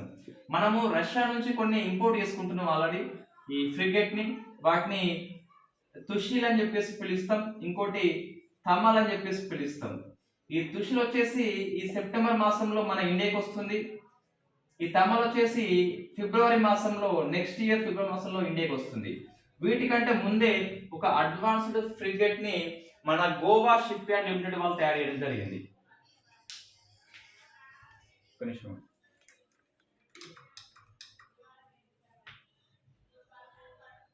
ఓకే, అయితే మనము ఈ రష్యా నుంచి చూస్తే తుషిల్ ఒకటి, తమల్ ఒకటి ఇంపోర్ట్ చేసుకుంటున్నాము. ఇవేంటి అంటే తల్వార్ క్లాసే కానీ కొంచెం అడ్వాన్స్డ్ కలిగి ఉంటాయి. మొత్తం 4 ఒప్పందం చేసుకున్నాము రష్యాతోని. 2 మనకి నేరుగా పంపిస్తున్నారు, తుషిల్ని అండ్ తమల్ని తయారు చేసి పంపిస్తున్నారు. మనం ఇక్కడ ఈజీగా వచ్చి వాడుకోవచ్చు. ఇంకొక 2 ట్రాన్స్ఫర్ ఆఫ్ టెక్నాలజీ చేసింది, సాంకేతికత బదిలీ చేసింది. దాన్ని ఉపయోగించుకొని గోవా షిప్ యార్డ్ లిమిటెడ్ వాళ్ళు వెరీ ఫస్ట్ టైం ఒక తల్వార్ క్లాస్ యొక్క నేవీ షిప్ ని తయారు చేశారు. దాని పేరు వచ్చేసి ఐఎన్ఎస్ ట్రిపుడ్ అని చెప్పేసి పిలుస్తాం. ఈ ట్రిపుడ్ ఎక్కడిది అంటే ఈ రెండు కాకుండా మరొక రెండు టీఓటి రష్యా చేసింది కదా, దాన్ని టెక్నాలజీ వాడుకొని గోవా వాళ్ళు నిర్మాణం చేయడం జరిగింది, స్వదేశీయంగా అని చెప్పేసి పిలుస్తాం. ఈ తల్వార్ క్లాస్ కాదు, దాని యొక్క అడ్వాన్స్డ్ అని చెప్పేసి పిలుస్తాం. సో మనకి మొత్తం మీద తుషిల్ అండ్ తమల్ ఇవి రెండు ఏంటి అంటే తల్వార్ లోపల అడ్వాన్స్ టెక్నాలజీ కలిగి ఉంటాయి. రష్యా తయారు చేసి ఇండియాకి ఎక్స్పోర్ట్ చేస్తుంది ఈ సెప్టెంబర్ లోపల, ఇదేమో ఫిబ్రవరి మాసం లోపల. ఇది మనం డిస్కస్ చేసినాం. ఇవి రెండింటితో పాటు మరొక రెండింటి కోసం అని చెప్పేసి ట్రాన్స్ఫర్ ఆఫ్ టెక్నాలజీ చేస్తుంది, సాంకేతికత బదిలీ చేస్తుంది, తయారు సూత్రం చెప్తుంది మనకు. ఆ సూత్రాన్ని వాడుకొని గోవా ఈ ట్రిపుడ్ ని తయారు చేయడం జరిగింది, కాబట్టి మనకి వార్తల్లో ఉన్నట్టు. ఇంకోటి ఏముంది మరి, మనకు పేరు తెలియదు, ఇంకా వారు తయారు చేయలేదు. ఇంకోటి చేస్తే మొత్తం మీద ఉత్తనే తప్పాలనుకోండి. సో ఇన్ఫాక్ట్ ఈ 4 కూడా ఈ క్లాస్ కిందికి వస్తాయి. తల్వార్ యొక్క అధునాతన అని చెప్పేసి పిలుస్తాం. సో ట్రిపుడ్, తుషిల్, తమల్ అని చెప్పేసి గుర్తుపెట్టుకోవాలి. తర్వాత వస్తే డిఫెన్స్ లోపల మనకి ఒక ఇజ్రాయెల్ మిసైల్ వార్తల్లో ఉంది, విండ్ డెమోన్ అని చెప్పేసి పిలుస్తాం. సో విండ్ డెమోన్ ఇది ఇజ్రాయెల్ యొక్క మిసైల్ అండి. మనకు ఈ హమాస్ వర్సెస్ ఇజ్రాయెల్ దుష్ట వార్తల్లో వచ్చింది. ఇట్ ఈస్ క్రూయిజ్ మిసైల్ ఇది. దీన్ని ఎయిర్ నుంచి సర్ఫేస్ కి మనం ప్రయోగిస్తామని చెప్పేసి గుర్తుపెట్టుకోవాలి. దీన్ని ఇజ్రాయెల్ ఏరోస్పేస్ ఇండస్ట్రీస్ వాళ్ళు తయారు చేసి ఉపయోగిస్తున్నారు. సో ఇది మనకు డిఫెన్స్ ఆర్టికల్స్ వార్తల్లో ఉన్నాయి. ఒకసారి చూస్తే మనకు ఎక్సర్సైజ్ కాన్క్వెస్ట్ అని చెప్పేసి మంగోలియా కండక్ట్ చేస్తున్న మల్టీలాటరల్ ఆర్మీ ఎక్సర్సైజ్ ఇండియా పాల్గొంటుంది. అదే మంగోలియా ఇండియా మధ్య బైలాటరల్ ఆర్మీ ఎక్సర్సైజ్ ఉన్నది, that is the nomadic elephant అని చెప్పేసి పిలుస్తాం. మొన్ననే మనకి మేఘాలయ ఉమ్రోయి హోస్ట్ చేసింది. నెక్స్ట్ చూస్తే ఇది national centre for polar ocean research, ఈ ఎన్సిపిఓ వారంలోనూ జిఆర్ఎస్సి వాళ్ళు ఒప్పందం చేసుకున్న సముద్ర నౌక కోసం అని చెప్పేసి సెకండ్ ఆర్టికల్. థర్డ్ వచ్చేసి ట్రిపుడ్ మనకి వార్తల్లో ఉంది. ఇంకోటి ఈ బాలిస్టిక్ మిసైల్ డిఫెన్స్ సిస్టాన్ని ఫేజ్ 2ని డిఆర్డిఓ సక్సెస్ఫుల్ గా ప్రయోగించింది ఒడిషా నుంచి. సో ఇవి మనకి ఈరోజు space and defence article. Next science and technology others అని చెప్పేసి ఈ వ్యాక్సిన్స్ కానీ, వ్యాధులు కానీ, లేదా ఐఐటిస్ న్యూస్ కానీ, కొత్త ఆవిష్కరణలు ఇవన్నీ దీని కిందకి వస్తాయి. అసలు రాసి మళ్ళీ ఎక్స్ప్లెయిన్ చేద్దాం.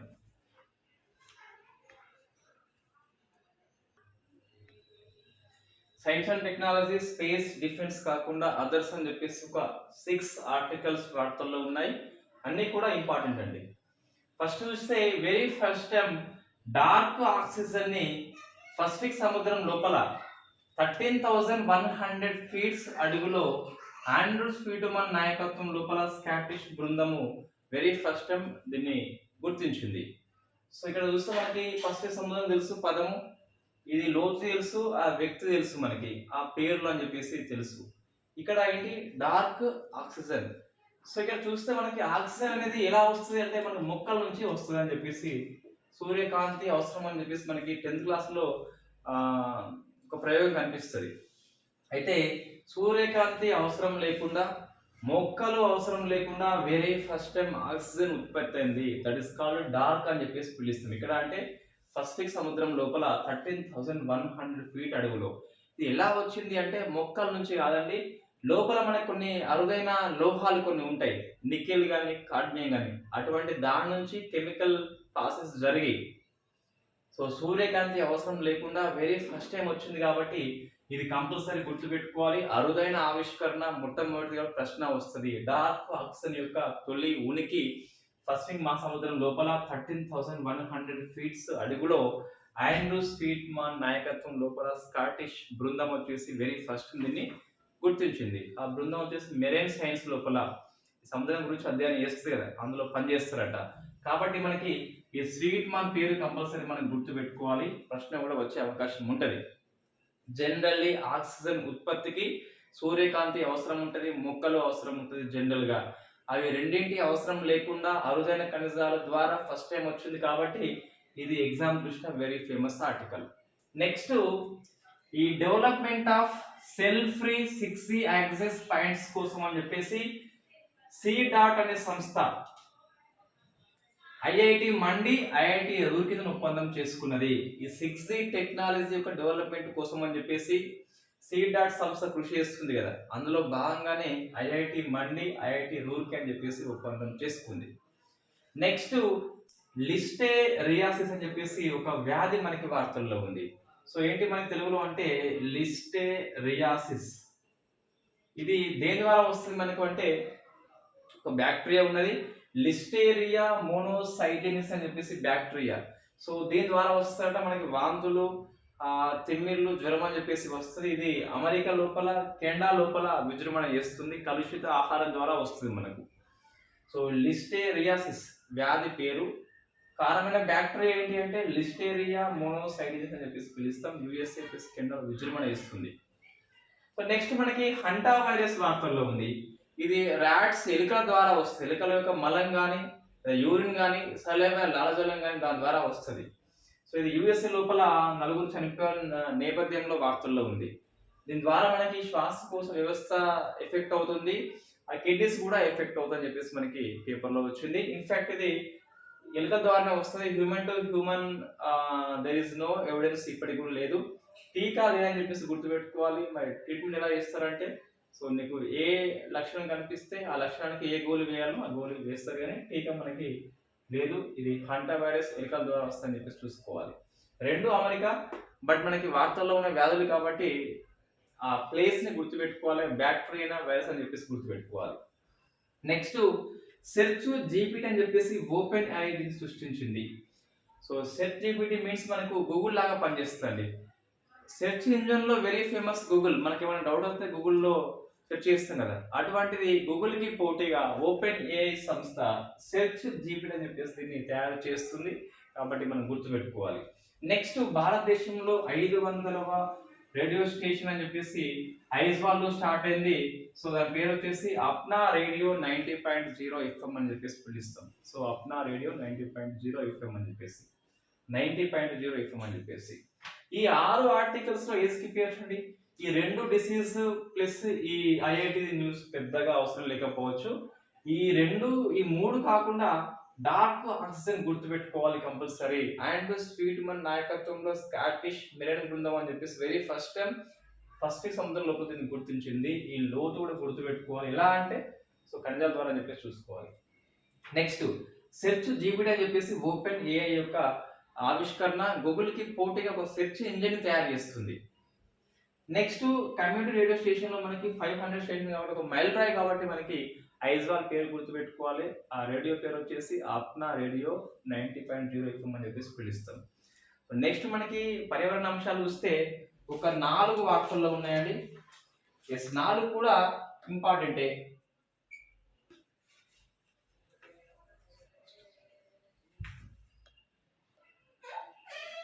సో 4 మనకి పర్యావరణ అంశాలు వార్తల్లో ఉన్నాయి. అందులో 3 articles very famous. So first చూస్తే బయోప్లాస్టిక్స్ తయారీ అని చెప్పేసి కసావా పంటతోని నాగాలాండ్ రైతు తయారు చేస్తున్నారు. సో కసావా మీన్స్ మనకి సరుగుడు పంట అని చెప్పేసి పిలుస్తాం. దీని నుంచి బయోప్లాస్టిక్స్ ని వెరీ ఫస్ట్ టైం తయారు చేస్తున్నారు. సో అందులో ఉన్న MSME సంస్థ పేరు చూస్తే ఎకో స్టార్చ్ అని చెప్పేసి పిలుస్తాం. సో ఎకో స్టార్చ్ అని చెప్పేసి పిలుస్తాం. ఎకో స్టార్చ్ అనే MSME కంపెనీ నాగాలాండ్ రైతులకి ఈ కసావా పంట యొక్క పెంపకం కోసం చెప్పేసి హెల్ప్ చేస్తుంది. వాళ్ళు కసావా పంటను ఉపయోగించి బయోప్లాస్టిక్స్ అని చెప్పేసి తయారు చేస్తున్నారు. కాబట్టి రైతుల పేరు గుర్తుపెట్టుకోవాలి, రాష్ట్రం పేరు, MSME పేరు గుర్తుపెట్టుకోవాలి.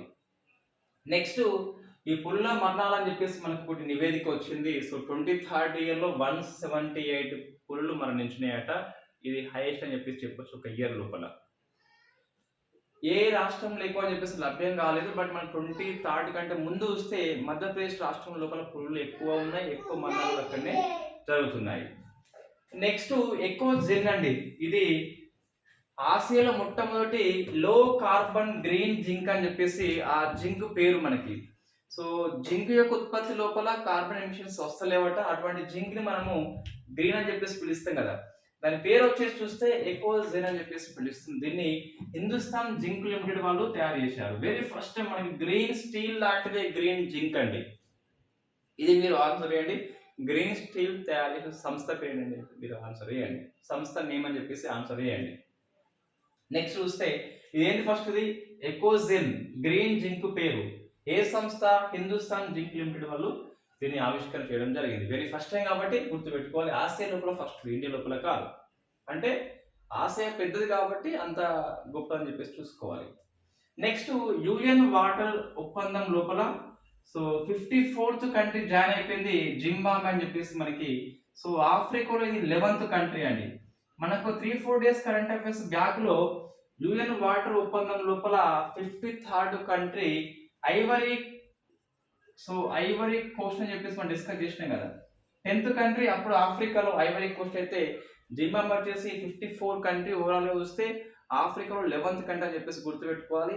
ఈ వాటర్ ఒప్పందం సైన్ చేస్తే వాళ్ళు వాటర్ ని షేర్ చేసుకుంటారు, సరిహద్దు వాటర్ అని చెప్పేసి చూసుకోవాలి. వాస్తవంగా ఇది 1992లో మనకు హెల్సింకి ఒప్పందం అని చెప్పేసి ఉంటది. ఈ హెల్సింకి ఒప్పందం ద్వారా యుఎన్ వాటర్ ఒప్పందం అమల్లోకి వచ్చింది 1996 లోపల. 92లో ఒప్పందం జరిగింది, 96లో అమల్లోకి అని చెప్పేసి చూసుకోవాలి.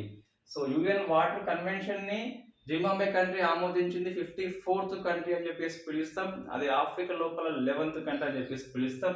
ఇదే మంత్ లోపల మనకి 53rd కంట్రీ ఐవరీ కోస్ట్ అని చెప్పేసి మనకి వార్తల్లో వచ్చింది. నెక్స్ట్ ఒక 3 ఆర్టికల్స్ మనకి జాగ్రఫీ ఆర్టికల్స్ వార్తల్లో ఉన్నాయి.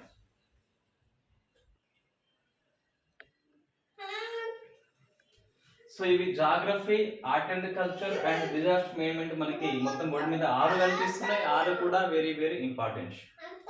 ఫస్ట్ చూస్తే జూలై 22 మనం డేట్ గుర్తు పెట్టుకోవాలి. ప్రపంచంలో అత్యంత సగటు టెంపరేచర్ నమోదైన దినము ఇప్పటి వరకు చూస్తే ఎంత? 17.15 నమోదైంది. మన ఎక్స్ప్రెస్ పేపర్ లో జూలై 21 అని చెప్పి ఇవ్వడం జరిగింది 17.09. Yes, it is highest. But very next day 22న యావరేజ్ చూస్తే ప్రపంచం మొత్తంలో మనకి సముద్రాలు కావచ్చు, భూమి కావచ్చు, మొత్తం యావరేజ్ చూస్తే 17.15 నమోదైందండి. దీన్ని వాళ్ళు ఇవ్వలేదు కాబట్టి ఇది ఆన్సర్ తీసుకోవద్దు. 22 కరెక్ట్ ఆన్సర్. 17.15 అని చెప్పేసి పిలుస్తాం. ఇంతవరకు ప్రపంచంలో సగటు అని చెప్పేసి చూసుకోవాలి. అంటే భూమి మీద, సముద్రం మీద అన్ని ప్రాంతాలకు యావరేజ్ టెంపరేచర్ చూస్తే 22 జూలైన 17.15 నమోదైంది సెంటీగ్రేడ్ లోపల. 21 జూలై చూస్తే 17.09 అని చెప్పి చూసుకోవాలి. ఇది హైయెస్ట్. అంతకుముందు వెరీ నెక్స్ట్ డే ఇంకా ఎక్కువ నమోదు కాబట్టి 22 మనం తీసుకుంటాము. ఈ కోపర్నికస్ సంస్థ దీన్ని వెల్లడించింది, యూరోపియన్ యూనియన్ సంస్థ అని చెప్పేసి పిలుస్తాం. నెక్స్ట్ లిథియం నిల్వలు కర్ణాటకలో కూడా ఉన్నాయని చెప్పేసి మనకి టీఆర్ న్యూస్ లో క్వశ్చన్ అవర్ లో వచ్చింది పార్లమెంట్ లోపల. ఇక్కడ Mandya district plus Yadagiri district అని చెప్పేసి లిథియం నిల్వలు దీన్ని గుర్తించారు అట. ఫస్ట్ టైం అయితే ఏమి కాదు. మనకు లిథియం వచ్చేసి ఈ జమ్మూ కాశ్మీర్ లోపల ఉన్నాయి, రియాసీ అనే ప్రాంతం లోపల, కర్ణాటక లోపల, మాండ్య లోపల అంతకుముందే గుర్తించారు దీన్ని. నెక్స్ట్ చూస్తే తర్వాత ఈ రాజస్థాన్ లోపల దెగానా ప్రాంతం అని చెప్పేసి ఉంటుంది, దాన్ని ఐడెంటిఫై చేశారు కానీ ఇంకా పూర్తిగా ప్రూఫ్ కాలేదు ఇంకా. ఆ 3 మనం కొంచెం గుర్తుపెట్టుకోవాలి. అప్పుడప్పుడు మనకి ఎగ్జామ్ లో రిపీట్ అవుతున్నటువంటి ప్రశ్నలు అవి. నెక్స్ట్ షిన్కున్లా సురంగం అని చెప్పేసి మన పిఎం మోడీ గారు వర్చువల్ ని లాంచ్ చేయడం జరిగింది. 4.1 km ఉంటుంది సురంగం వచ్చేసి. సురంగం అని చూస్తే 15,800 feet ఎత్తులో కడుతున్నారు. వన్స్ ఒకసారి పూర్తి అయితే ప్రపంచంలో అతి ఎత్తైన సొరంగం అని చెప్పి రికార్డు సృష్టిస్తే చైనా రికార్డు దాటిపోతుంది. దీన్ని BRO సంస్థ నిర్మిస్తుంది. ఇది హిమాచల్ ప్రదేశ్ రాష్ట్రము లడఖ్ మధ్య అనుసంధానం చేస్తుంది. ఆ మాటకు వస్తే లడఖ్ లోపల ఈ చైనా సరిహద్దు ప్రాంతానికి మనం పోవాలి అంటే కొన్ని సార్లు సాధ్యం కాదు. ఇది దానికోసం అని చెప్పేసి పరిష్కారం దీన్ని కడుతుంది BRO సంస్థ. అంటే ఆల్ వెదర్ కనెక్టివిటీ అందిస్తుంది. లడఖ్ లో ఉన్న బార్డర్ ప్లేసెస్ కి పోవాలి అంటే కొన్ని ప్లేసెస్ కి మనం వింటర్ లాంటి ప్రాంతంలో పోలేం, మంచు కురుస్తుంది కాబట్టి.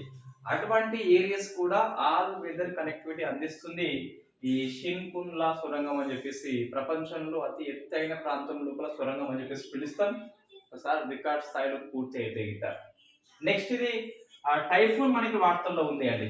మనము ఇదే మంత్ లో డిస్కస్ చేసినాము టైఫున్ అంటే ఏంది, ఈ టోర్నడో అంటే ఏంటి అని చెప్పేసి, లేదా హరికేన్ అంటే ఏంటి, సైక్లోన్ అంటే ఏంటి అని చెప్పేసి మనం డిస్కస్ చేస్తాం. విల్లి విల్లి అంటే ఏంటి డిస్కస్ చేసినాం ఆల్రెడీ. టైఫున్ గేమి అని చెప్పేసి మనకి వార్తల్లో ఉంది. దీని స్పెల్లింగ్ చూస్తే GAEMA అని చెప్పేసి ఉన్నది.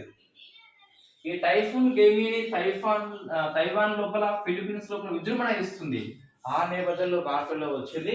ఇది కొరియన్ భాష లోపల మనకు గేమి అంటే చీమ అని చెప్పేసి అర్థం వస్తుంది.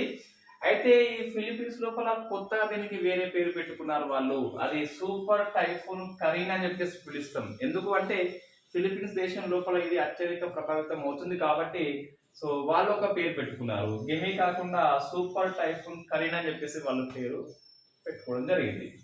నెక్స్ట్ ఆర్ట్ అండ్ కల్చర్ కిందకి వస్తే సంగమేశ్వర ఆలయం మనకి వార్తల్లో ఉంది. ఏపీ వాళ్ళు బాగా గుర్తు పెట్టుకోవాలి. శ్రీశైలం యొక్క బ్యాక్ వాటర్ కారణంగా కృష్ణా రివర్ లోపల ఇది మునిగిపోయిన నేపథ్యంలో వార్తల్లో వచ్చింది. ఏ డిస్ట్రిక్ట్ లో ఉంటది, నంద్యాల అని చెప్పేసి గుర్తుపెట్టుకోవాలి. దీన్ని పులకేశి 2 అని చెప్పేసి నిర్మాణం చేయడం జరిగింది సంగమేశ్వర ఆలయాన్ని. లిస్ట్ లో మనకు వస్తుందండి. నెక్స్ట్ ఇండియా లోపల వరల్డ్ హెరిటేజ్ సైట్స్ కొత్తగా వచ్చింది 43rd అని చెప్పేసి పిలుస్తాం. దట్ ఈస్ అస్సాంలో ఉన్న చైరాడియో మెయిదమ్స్ అని చెప్పేసి పిలుస్తాం. ఈ డిస్ట్రిక్ట్ పేరు. ఈ మెయిదమ్స్ అంటే మనం అర్థం వస్తుందంటే అస్సాం యొక్క అహోం వంశస్థుల యొక్క సమాధులు అని చెప్పేసి అర్థం వస్తుంది.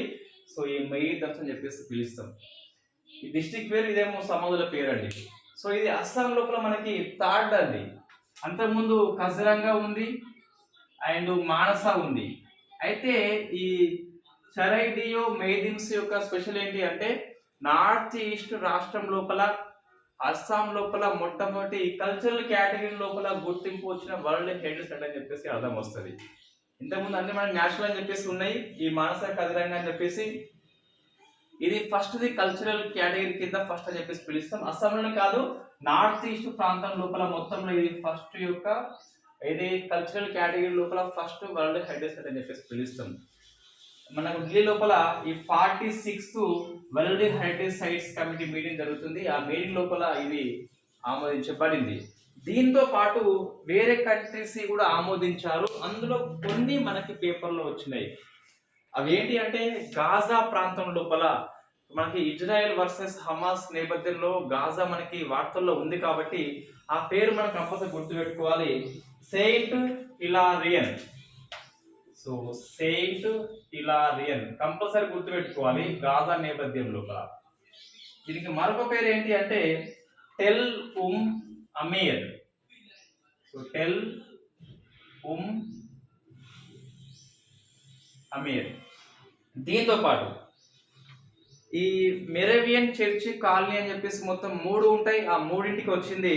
అందులో ఒకటేమో యుఎస్ఏలో ఉన్న బెత్లెహెం ప్రాంతము, సెకండ్ది బ్రిటన్ అండ్ ఉత్తర ఐర్లాండ్ లో ఉన్న గ్రేస్ హిల్ అనే ప్రాంతము చర్చ్, జర్మనీలో ఉన్న హెర్న్ హట్ అని చెప్పేసి 3 చర్చిలకు కూడా వరల్డ్ హెరిటేజ్ సైట్ గుర్తింపు వచ్చింది. మన కాకపోయినా మనం చదవాల్సిందే కొన్నిసార్లు ఇంపార్టెంట్ దృష్ట. అందులో గాజా గుర్తుపెట్టుకోవాలి, సెయింట్ హిలారీ అని చెప్పేసి పిలుస్తాం.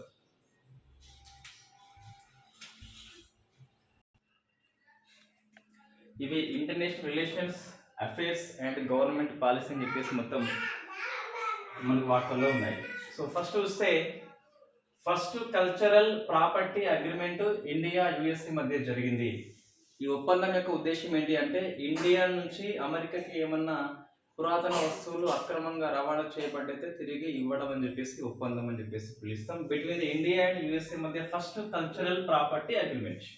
అంటే పురాతన వస్తువులు అక్రమ రవాణా కావద్దని చెప్పేసి ఇటువంటి ఒప్పందం చేసుకుంది India and America very first time. ఇది పిఐ న్యూస్ అండి.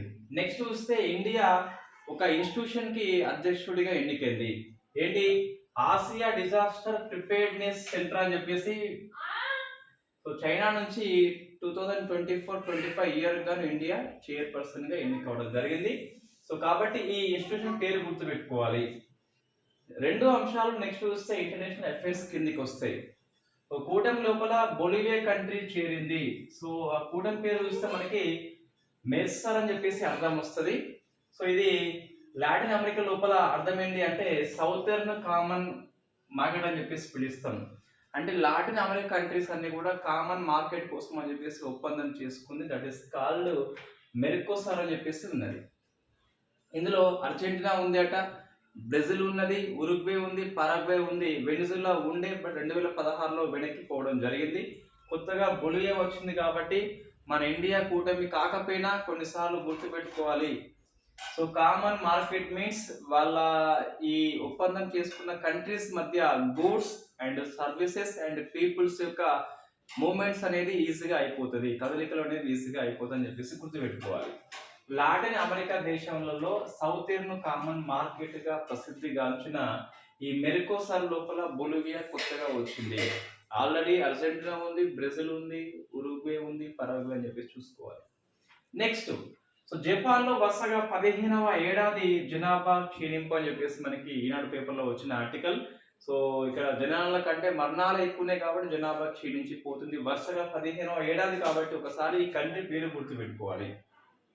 నెక్స్ట్ ఈ 3 గవర్నమెంట్ పాలసీ కిందికి వస్తాయి. ఫస్ట్ రాష్ట్రపతి భవన్ లో 2 హాల్ల పేర్లు మార్పు చేయడం జరిగింది. అందులో దర్బార్ హాల్ పేరు వచ్చేసి గణతంత్ర మండపంగా మార్చారు.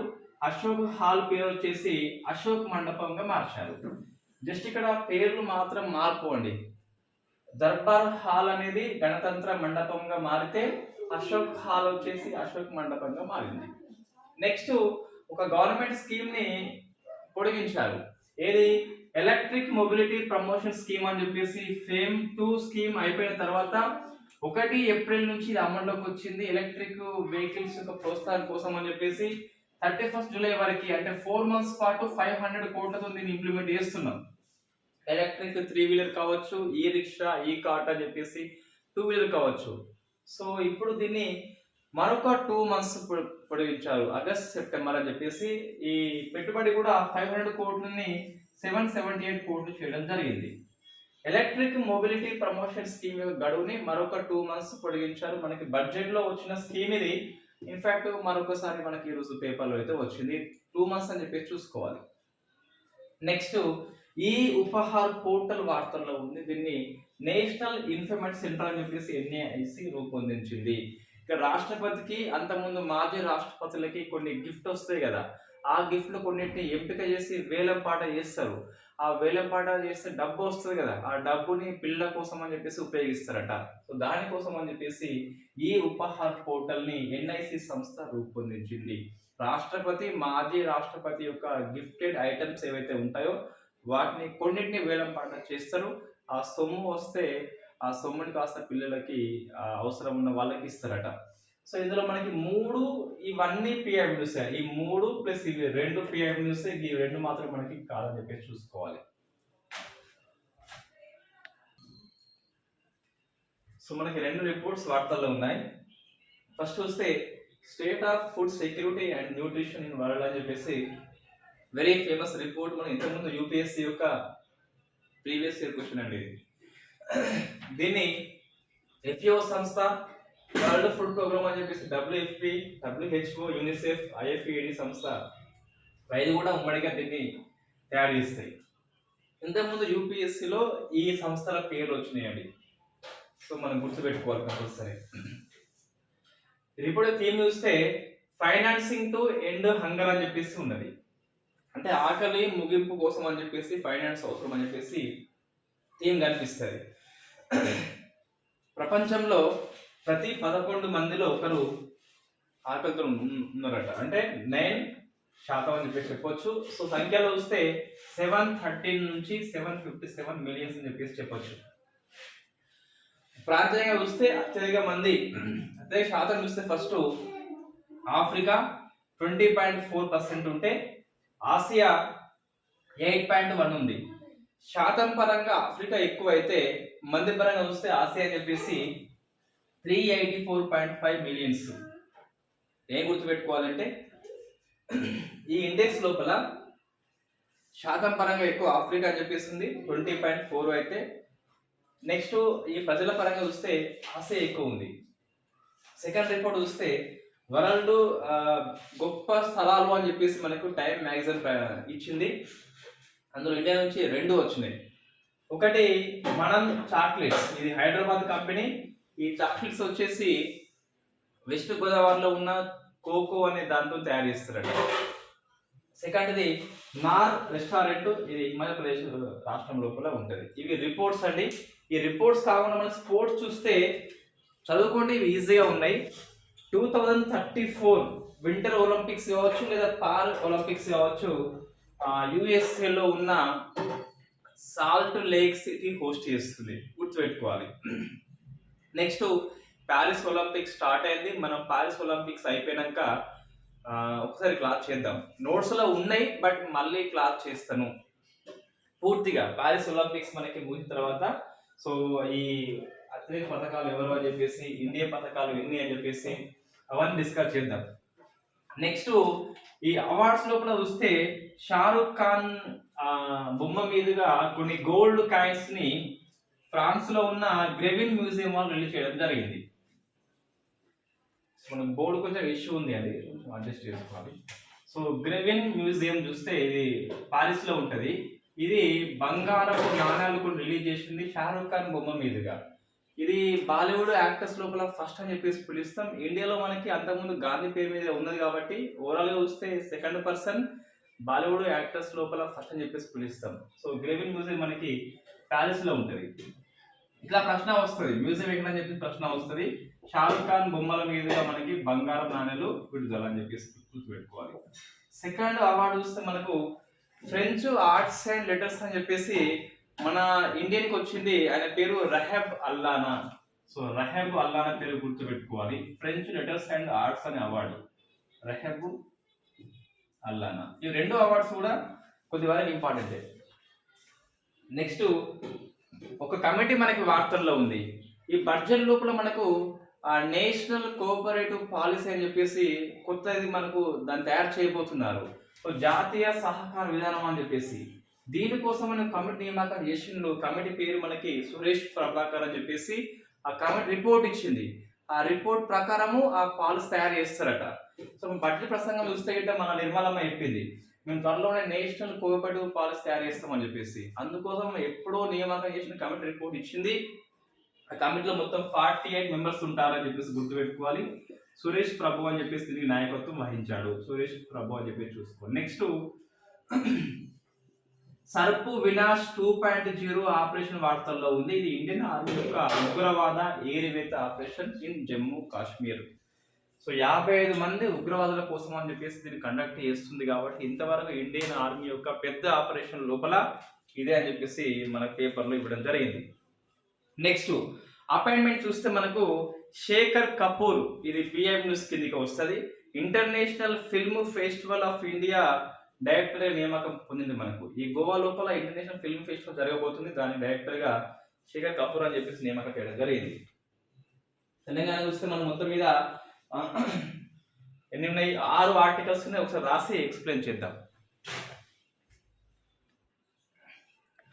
సో ఇవి 7 అంశాలు Telangana current affairs and important current affairs. First చూస్తే మనకి ప్రాజెక్టు స్వాస్థ్య నగరం అని చెప్పేసి వార్తల్లో ఉంది. ఇది టీబీ ఫ్రీ మున్సిపాలిటీ కోసం అని చెప్పేసి 3 మున్సిపాలిటీలు మనము అమలు చేస్తున్నాము మేడ్చల్ మల్కాజ్గిరి డిస్ట్రిక్ట్ లోపల. వాటి పేరు చూస్తే పీర్జాది కూడా ఉంది, బోడుప్పల్ ఉంది, పోచారం అని చెప్పేసి ఉన్నది. ఇది టీబీ కోసం కదా, సో టీబీ ఫ్రీ కోసం కాబట్టి మనకి పీబీ అని చెప్పేసి గుర్తుపెట్టుకోవాలి. పీబీ అంటే పీర్జాది కూడా, పోచారము, బి అంటే బోడుప్పల్ అని చెప్పేసి వస్తాయి. టీబీ పీబీ మనకి ప్రాసెస్ అయిపోయింది. నెక్స్ట్ వెమ్ టెక్నాలజీ అని చెప్పేసి రక్షణ రంగ ఉత్పత్తి సంస్థ సంగారెడ్డి డిస్ట్రిక్ట్ లోపల జహీరాబాద్ లోపల ఇన్వెస్ట్మెంట్ చేస్తుంది.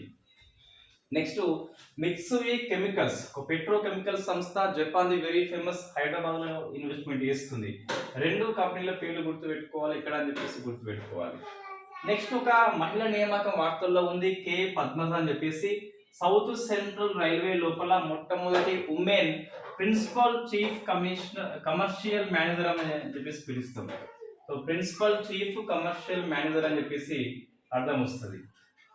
So K Padmaja first woman appointment కాబట్టి గుర్తుపెట్టుకోవాలి. నెక్స్ట్ భారతదేశం లోపలనే మేబీ ఐ థింక్ అతిపెద్ద ఎలక్ట్రిక్ వెహికల్ ఛార్జింగ్ హబ్ అని చెప్పేసి 102 ఛార్జింగ్ పాయింట్స్ ఏర్పాటు చేస్తున్నాము. హైదరాబాద్ శ్రీశైలము జాతీయ రహదారి వెంబడి అని చెప్పేసి చూసుకోవాలి. 102 ఛార్జింగ్ పాయింట్స్ ఉన్నాయి కాబట్టి మేబీ పెద్దది కావచ్చు. నెక్స్ట్ ఈ బడిలో మనము తిది భోజనం అని చెప్పేసి కొత్త కార్యక్రమం తీసుకొస్తున్నాము. ఈ మిడ్ డే మీల్ స్కీమ్ ఉంది కదా, మిడ్ డే మీల్ స్కీమ్తో పాటు ఆ గ్రామంలో ఉన్న పెద్దలు కావచ్చు, పేరెంట్స్ కావచ్చు, యువత కావచ్చు, ఏదైనా స్పెషల్ ఫెస్టివల్స్ కానీ వాళ్ళ బర్త్డే కానీ అట్లా ఉన్నప్పుడు వాళ్ళు స్పెషల్గా కొన్ని స్వీట్లు కానీ కొన్ని స్పెషల్ భోజనం తీసుకురావచ్చు. సో దానికోసం అని చెప్పేసి తిది భోజనాన్ని తెలంగాణ ప్రభుత్వము సెంట్రల్ గవర్నమెంట్ యొక్క ఆదేశాల మేరకు దీన్ని ఇంప్లిమెంట్ చేస్తుందట. కొంచెం ఈ పేరు చూస్తే మనకి కాంట్రవర్సీ అండి.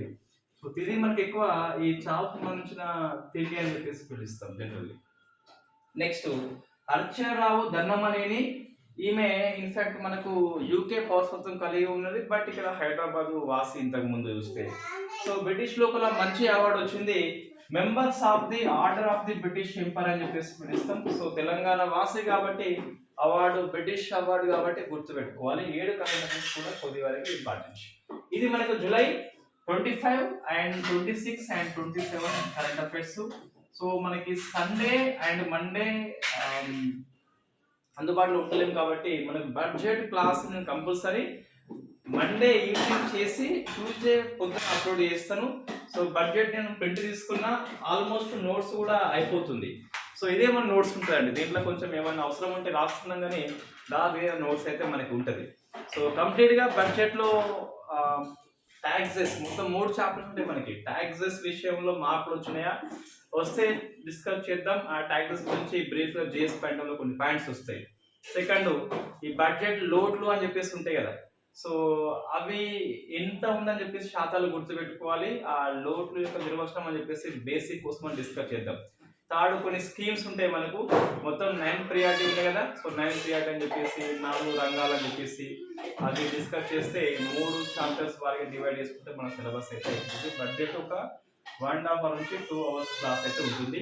సో మనకి మంగళవారం పొద్దున అప్లోడ్ చేస్తాం, ఇది మండే ఈవినింగ్ చేసి, అందులో ఎటువంటి డౌట్ లేదు. మండే ఈవినింగ్ క్లాస్ చేస్తాను, వచ్చి ట్యూస్డే మార్నింగ్ పోస్ట్ చేస్తాం. మళ్ళీ మనకు 27th కదా, so 28th and 29th current affairs same మనకి ట్యూస్డే రోజే పోస్ట్ చేస్తాను.